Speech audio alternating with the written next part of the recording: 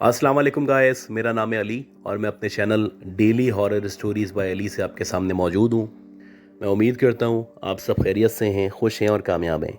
तो जिन लोगों ने अब तक मेरे चैनल को सब्सक्राइब नहीं किया वो इसको सब्सक्राइब कर लें, लाइक करें और अगर हो सके तो शेयर करें।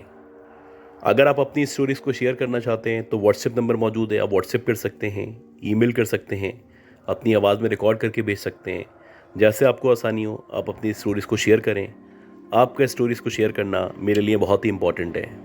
तो गाइस, आज की जो पहली स्टोरी है ये फैज़ान साहब ने भेजी है और फैज़ान साहब बताते हैं कि इनका जो ताल्लुक़ है बेसिकली वो मलीर से है और मलीर के अंदर एक बहुत बड़ी बहुत मशहूर सोसाइटी है, ये वहाँ पे रहा करते हैं। ये बताते हैं कि ये जो सोसाइटी है इसकी जो तामीर हुई थी वो तकरीबन 18 से 20 साल पहले हुई थी और जब ये नए नए वहाँ पे शिफ्ट हुए थे तो ऐसा ही था कि कुछ घर बने हुए थे, कुछ खाली थे।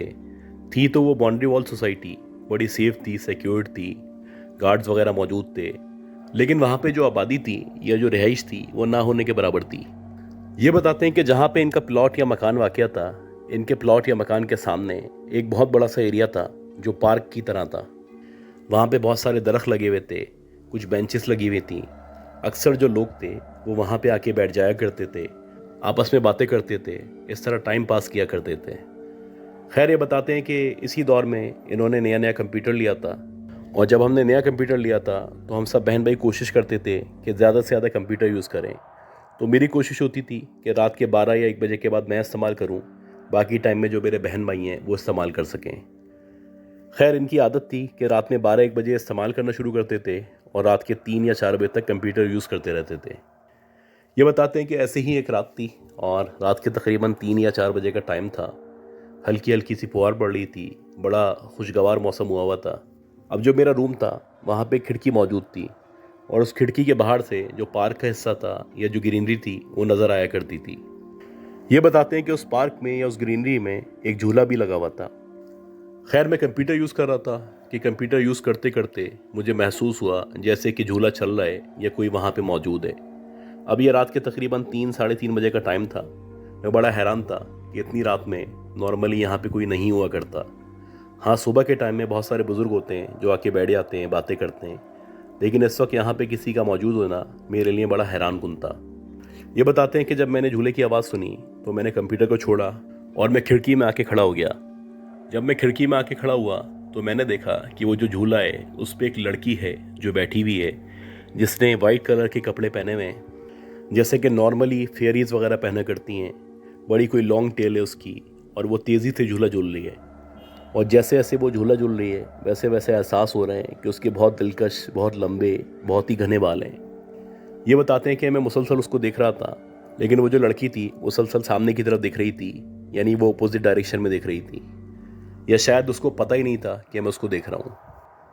तकरीबन 10 से 15 मिनट तक ये उसको देखते रहे और बिला आखिर इन्होंने सोचा कि मैं नीचे उतरता हूँ, जाके देखता हूँ और इससे पूछता हूँ कि ये कहाँ पे रहा करती है, क्योंकि ये सवाल इनके जहन में मौजूद था कि एक बड़ी हसीन और जमील लड़की जिसके बड़े लंबे घने बाल हैं वो अकेली इतनी रात में झूले पे आके क्यों झूला झूल रही है। खैर, ये घर से बाहर निकले और इन्होंने सोचा कि मैं उससे आके मिलता हूँ, उससे बातचीत करता हूँ। अब ये बताते हैं जैसे ही मैं नीचे उतरा और झूले की तरफ बढ़ने लगा तो मुझे महसूस होने लगा जैसे कि हल्की हल्की सी खुशबू है जो फ़िज़ा में फैली हुई है। एक तो पहले ही बारिश हो रही थी, दूसरे मौसम इस कदर खुशगवार था कि दिल चाह रहा था कि किसी से बात करें, किसी से ताल्लुकात बढ़ाएं। ये बताते हैं कि आहिस्ता आहिस्ता मैं उसके करीब पहुंचा और जब मैं उसके करीब पहुंचा तो मैं देख के हैरान रह गया, मेरी अकल दंग रह गई। मैंने दुनिया में इतनी हसीन व जमील लड़की या इतनी हसीन व जमील औरत कभी नहीं देखी थी। खैर, जब मैं उसके करीब पहुंचा तो उसने भी मुझे देखना शुरू कर दिया और वो मुसलसल मुझे देख के मुस्कुरा रही थी। जैसे जैसे वो मुझे देख के मुस्कुरा रही थी वैसे वैसे ऐसा लग रहा था कि मेरे दिल में उसके लिए इश्क जागता जा रहा है। ये बताते हैं कि बिला आखिर मैं उसके बिल्कुल करीब पहुंचा और उससे मैंने बोला कि तुम कौन हो, यहाँ पे क्या कर रही हो, तुम कहाँ रहा करती हो। मेरी ये बात सुन के वो जो लड़की थी मुस्कुराने लगी। वो कहने लगी कि मैं पीछे ही मकान में रहा करती हूँ और हम लोग यहाँ पे रिसेंटली शिफ्ट हुए हैं। मुझे रात में क्योंकि नींद नहीं आती तो मैं कोशिश करती हूँ कि बाहर निकल जाऊँ। अब क्योंकि हमारा जो इलाका है वो सेफ़ इलाका है, यहाँ पे किसी भी किस्म का ख़तरा नहीं है, तो मैंने सोचा कि यहाँ चले आती हूँ, झूला झूल लेती हूँ। ये बताते हैं इस तरह मेरी उससे बातचीत शुरू हुई और फिर बिलाखिर हमने बहुत सारी बातें की। और तकरीबन 1 या 1.5 घंटे तक हम बातें करते रहे। ऐसा लग रहा था कि मेरे साथ साथ वो भी बात करने से खुश हो रही है। ये बताते हैं कि उससे बातचीत जब 1 डेढ़ घंटे हो चुकी तो उसके बाद उसने मुझे कहा कि अब मुझे जाना है, काफ़ी रात हो चुकी है। खैर, सलाम दुआ करने के बाद और कल का वादा करके वो जो लड़की थी चली गई। अब ये बताते हैं कि मैं बहुत बेचैन रहा पूरे दिन। बहुत अजीब सी कैफियत मुझ पे तारी थी। मेरी समझ नहीं आ रहा था कि कैसा खुमार है जो मुझ पे चढ़ चुका है। मैं उस लड़की के सहर से बाहर नहीं निकल पा रहा था, या सच पूछें तो मैं चाहता ही नहीं था कि मैं उसके शहर से बाहर निकलूं। पूरे दिन मुसलसल उसके बारे में सोचता रहा, उसकी बातें याद करता रहा और सोचता रहा कि मैं अब उससे मिलूंगा तो उससे क्या बातें करूंगा, उससे क्या पूछूंगा। क्योंकि जो मेरी शक्ल सूरत थी वो बहुत नॉर्मल सी थी, जबकि वो जो लड़की थी बड़ी हसीन व जमील थी। मैं हैरान था कि इतनी हसीन व जमील लड़की क्यों कर मुझसे बात कर सकती है, और ना सिर्फ बात कर सकती है बल्कि मुझसे इस तरह बात करती है कि जैसे कि कोई अपने महबूब से बात किया करता है। ये बताते हैं कि जैसे तैसे करके दिन गुजरा, रात हो गई और रात के बाद भी 2 या 3 बजे का टाइम था। मैं मुसलसल खिड़की से झांक रहा था। मैं वेट कर रहा था कि कब वो आएगी, कब मैं उसके पास जाऊंगा, कब उससे बातें करूंगा। इसी तरह वेट करते करते आधा घंटा मज़ीद गुजर चुका था। मैं बहुत परेशान था कि वो अब तक क्यों नहीं आई, क्योंकि कल वो इस टाइम तक आ चुकी थी। ये बताते हैं कि आहिस्ता आहिस्ता करके मेरी उम्मीदें जो है वो मरने लगी। मेरी उम्मीदें दम तोड़ने लगी। मुझे लगने लगा कि शायद आज वो नहीं आएगी, या शायद अब वो कभी नहीं आएगी। खैर, आहिस्ता आहिस्ता करके मैं फिर कंप्यूटर पे बैठ गया, कंप्यूटर यूज़ करने लगा। ये बताते हैं कि अभी मुझे कंप्यूटर यूज़ करते हुए 15-20 मिनट ही गुजरे थे कि एकदम से मुझे आवाज़ आना शुरू हुई। और ये जो आवाज़ मुझे आ रही थी, ये पायलों की आवाज़ थी या छन छन की आवाज़ थी।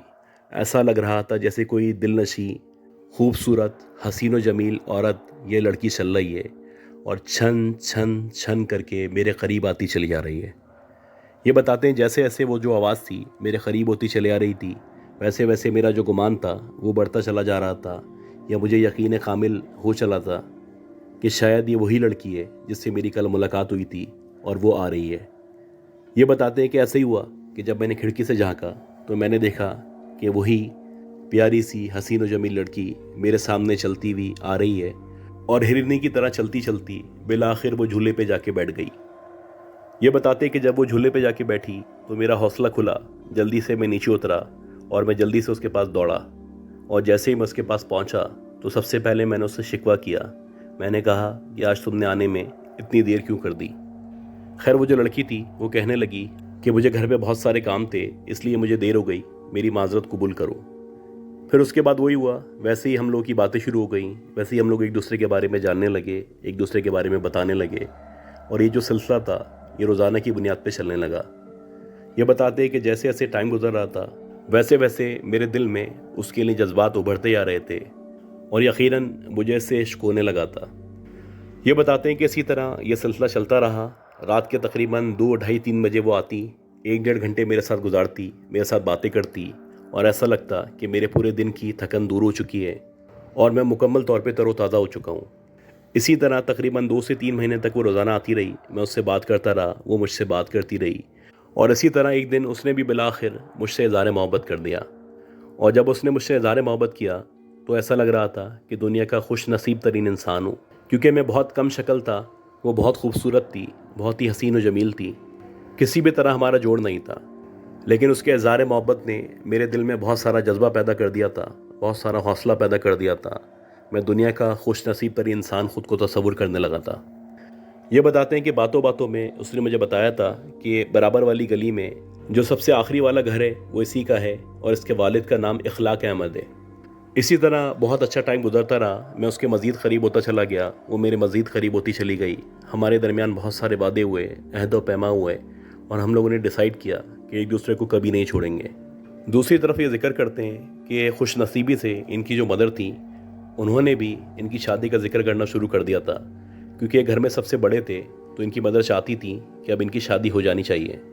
अब ये बहुत खुश थे, ये चाहते थे कि अपनी मदर को बता दें कि एक लड़की है जिसको ये पसंद करते हैं, जो रात में रोज़ाना इनसे मिलने आया करती है, और ये चाहते थे कि इनकी जो मदर हैं वो उस लड़की के घर में जाएं, वहाँ जाके इस लड़की का रिश्ता मांगें, और इस तरह बातचीत आगे बढ़े और ये लोग हमेशा के लिए एक हो जाएं। ये बताते हैं कि जब इनकी मदर ने इनसे पूछा कि तुम किसी लड़की को पसंद करते हो, तो मैंने फ़ौरन से कहा हाँ, एक लड़की है जो पिछली गली में रहा करती है, उसके वालिद का नाम ये है, आप ऐसा करें कि उसके घर चली जाएं, मैं उसको पसंद करता हूँ। ये बताते हैं कि मेरी मदर ने मुझसे कंप्लीट एड्रेस मांगा। मैंने सारा का सारा एड्रेस उनको समझा दिया और उनको बता दिया कि पीछे गली में जाएंगी तो उसके फादर का नाम ये है, वहाँ जाके उनको बता दीजिएगा कि मैं उनकी बेटी को पसंद करता हूँ, उनकी बेटी भी मुझे पसंद करती है और हम एक दूसरे से प्यार करते हैं, एक दूसरे के साथ शादी करना चाहते हैं। ये बताते हैं कि मेरी मदर भी खुश थी। जाहिर सी बातें माँ होती है। और जब उनको मैंने ये सब बताया था तो वो कह रही थी, चलो शुक्र है कि तुम्हें भी कोई पसंद आई या किसी ने तुम्हें पसंद किया। खैर फाइनली 2-4 दिन गुजरने के बाद वो दिन आया जब मेरी जो मदर थी उसके घर में रिश्ता लेके जाने वाली थी। ये बताते हैं कि जो भी डेवलपमेंट हो रही थी या जो भी मेरी ख्वाहिश थी या जो मेरी मदर चाहती थी, वो सारी की सारी बातें मैंने उस लड़की को बता रखी थी और उसने कोई ऑब्जेक्शन इस पर नहीं किया था। बिलाखिर वो दिन आ गया जब इनकी जो मदर थी वो रिश्ता लेके उस लड़की के घर पहुंची। अब जब इनकी मदर उनके घर पहुंची, इनके वालिद साहब का नाम कंफर्म किया तो उन्होंने कहा हाँ यही घर है। उसके बाद इन्होंने अपने मुद्दे की बात की कि मैं पीछे गली से आई हूँ, आपकी जो बेटी है उसको मेरा बेटा पसंद किया करता है, मैं चाहती हूँ कि इन दोनों की शादी हो जाए और ये लोग हंसी खुशी रह सकें।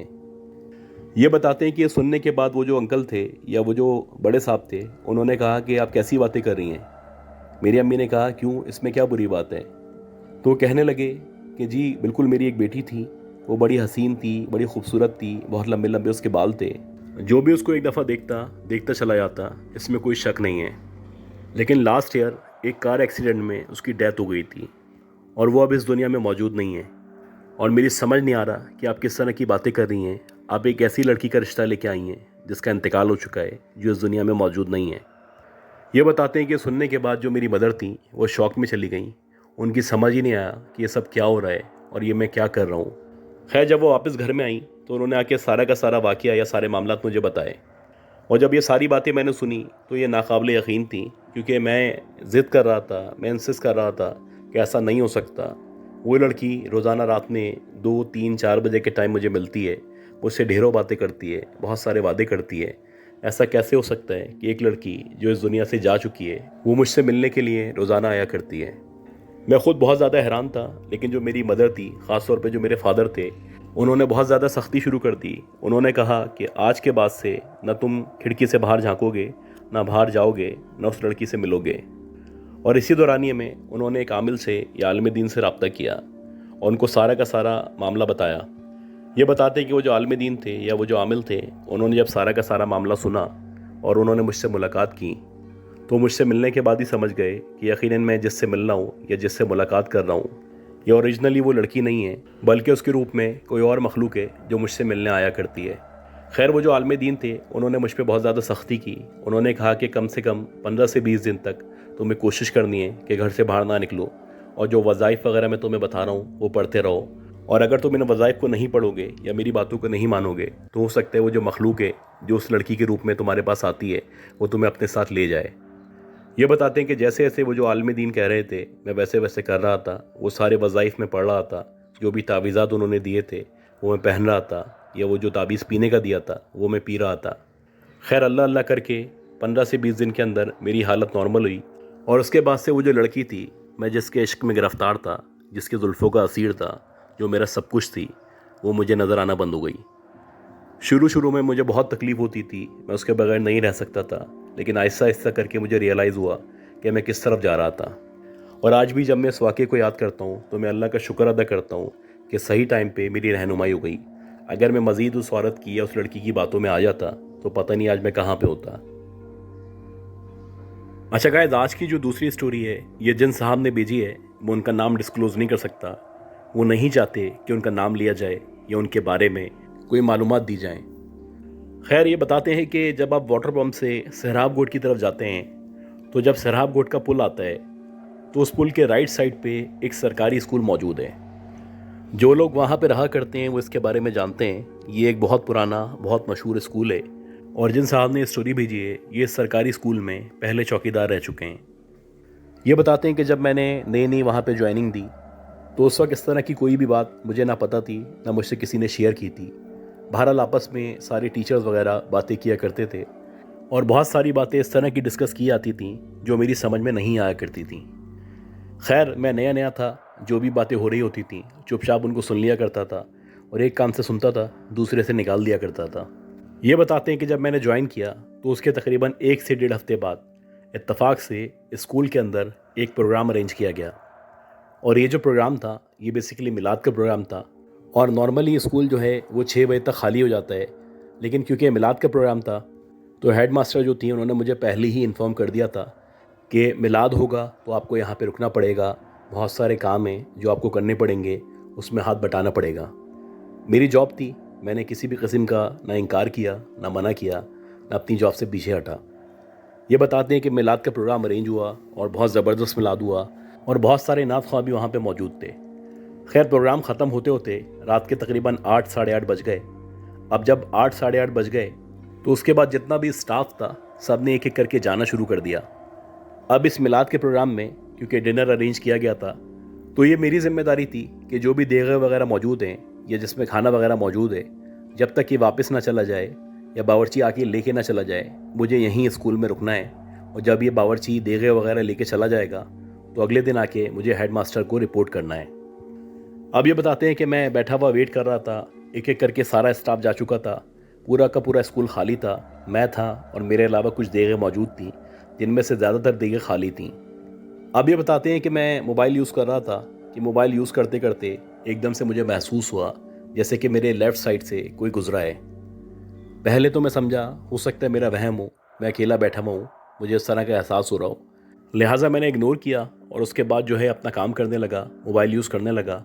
اب میں ویٹ کر رہا تھا کہ کب باورچی آئے یا اس کی گاڑی آئے، یہ دیگیں میں واپس دوں اور اس کے بعد اسکول کو لاک کر کے چلا جاؤں۔ 5 منٹ ہی گزرے تھے کہ اس کے بعد دوبارہ مجھے محسوس ہوا جیسے کہ اب میرے رائٹ سائڈ سے یعنی سیدھی طرف سے کوئی گزرا ہے۔